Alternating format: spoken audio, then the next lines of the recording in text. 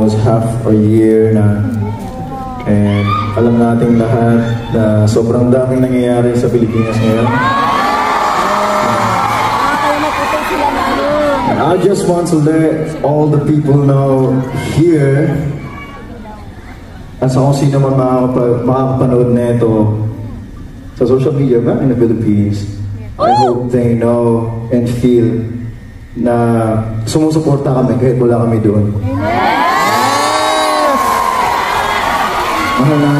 Mahal namin ang Pilipinas. Lahat yan. And I know that you guys love Philippines as well. With all your heart, with all your soul. So yeah, gusto ko lang malaman ninyo lahat yan. Yan sa lahat ng tao na nanonood ngayon. Thank you, Ken! Also, hindi lang bilang isang Pilipino, as an artist na din, ang pagtungtong at pagpe-perform sa entablado ay ang paraan namin ng pagprotesta.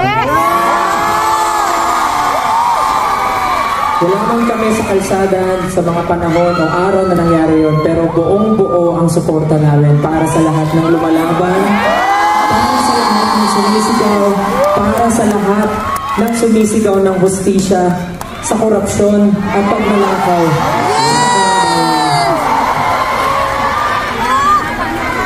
Siyempre, as SB19, at kahit hindi pa kami SB19, gusto ko lang sabihin na mahal namin ng Pilipinas.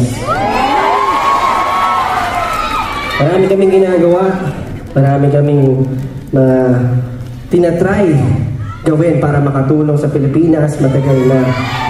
At para sa mga pumupuna, kung bakit daw ba nagagalit o nakakapagsalita ng mga hindi magagandang salita, syempre, hindi naman tayo laging gano'n. Pero may karapatan tayong magalit. Kapag tayo ay nananakawan na. Gusto ko lang sabihin, magkakaiba man kayo na paniniwala, magkakaiba kayo ng, syempre, na sinusuportahan. Kahit sino pa yan, basta magnanakaw, may karapatan tayong magalit. Dahil tayo ang isa sa mga tumutulong sa Pilipinas. So, hindi nila pwedeng abusuhin ang kanilang kapangyarihan. Sa lahat po ng nangyayari ngayon sa Pilipinas, posible na hindi pa ito natin nakikita. Harap-harapan na po tayong niloloko.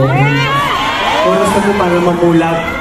Hindi na pwedeng, hayaan na lang yan, mauulit lang din yan.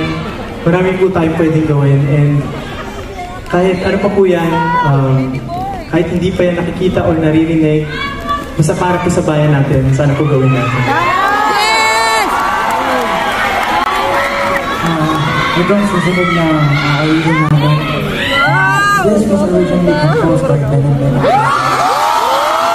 I told you all 2 days ago or 3 days ago that SB19 will talk about it. You know, physically, they will come on the stage and they will talk about this issue, and they talked about this issue, and their way of raising voice is a bit different. Yeah, they addressed and they talked about it, and I've got massive respect. Look, they're wearing white ribbon. You see, they're wearing white ribbon. I've got massive respect for Mahalima, and if they raise their voice, you know, there will be huge difference. They can make difference. You know what I'm saying? And yeah, I'm so happy and so glad that they talked about it. And they are concerned about the whole thing, right? But yeah, it's great to see. They're not just artists. They're more than artists.